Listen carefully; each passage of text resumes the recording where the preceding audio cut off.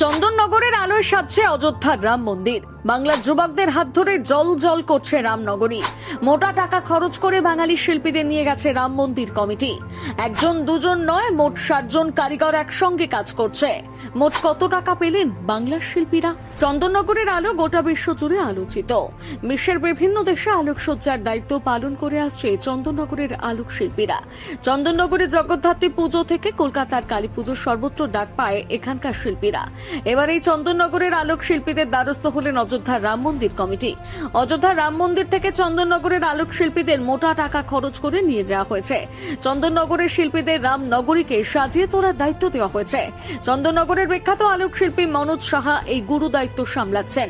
মূলত তিনি তার দল বল নিয়ে অযোধ্যা নগরীকে আলোকময় করে তোলার কাজটি সম্পন্ন করে চলেছেন। 22শে জানুয়ারি যেখানে রাম মন্দির উদ্বোধনের অনুষ্ঠান হবে, সেই জায়গাটিও তারাই সাজাবেন। এছাড়া অযোধ্যার রাম মন্দিরের প্রবেশের মোটা রাস্তা এবং মন্দির সংলগ্ন গোটা এলাকা চন্দননগরের আলোয় আলোকিত হবে। তিনি অত্যন্ত আশাবাদী যে তাদের হাতের কাজ সকল দর্শনার্থীদের ভালো লাগবে। এই বিষয়ে দায়িত্বপ্রাপ্ত মনোজ সাহা জানিয়েছেন, অযোধ্যার চিত্রকূট নগরীও চন্দননগরের আলো দিয়ে সাজানো হচ্ছে। দুর্গাপুজোর আগে থেকে অযোধ্যা রাম মন্দিরের আলোর কাজ শুরু হয়েছে। 60 জন কারিগরকে অযোধ্যা রাম মন্দিরের কাজে নিযুক্ত করা হয়েছে।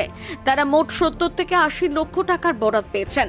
অযোধ্যা রাম মন্দিরকে সাজানোর জন্য বেশ কিছু নতুন নতুন আকর্ষণীয় আলো তৈরি করা হয়েছে। তারা চেষ্টা করছেন অযোধ্যার আলোকসজ্জার মধ্যে বৈচিত্র্য এবং অভিনবত্ব রাখার। তার মতে গোটা অযোধ্যা নগরীতে তাদের হাতের ছোঁয়া থাকবে। সত্যি এই গোটা বিষয়টি বাঙালিদের জন্য অত্যন্ত গর্বের। অযোধ্যার রাম মন্দিরের মতন পবিত্র এবং গর্বের একটি কাজের সঙ্গে যুক্ত হওয়ার জন্য অনেক আলোক শিল্পীরাই অপেক্ষা করে আছেন। সেখানে খোদ রাম মন্দিরের কর্তৃপক্ষরাই পশ্চিম বাংলার চন্দননগরের আলোক শিল্পীদের সঙ্গে যোগাযোগ করেছেন। রাম মন্দিরের পক্ষ থেকে বাঙালি আলোক শিল্পীদের কাছে রাম মন্দির সাজানোর দায়িত্ব দেওয়া হয়েছে। এই গোটা ঘটনা চন্দননগরের আলোক শিল্পীদের সার্থকতাকে চোখে আঙুল দিয়ে দেখিয়ে দিচ্ছে। এটা বাঙালি আলোক শিল্পীদের কাছে যতটা গর্বের, ঠিক ততটাই লাভজনকও বটে।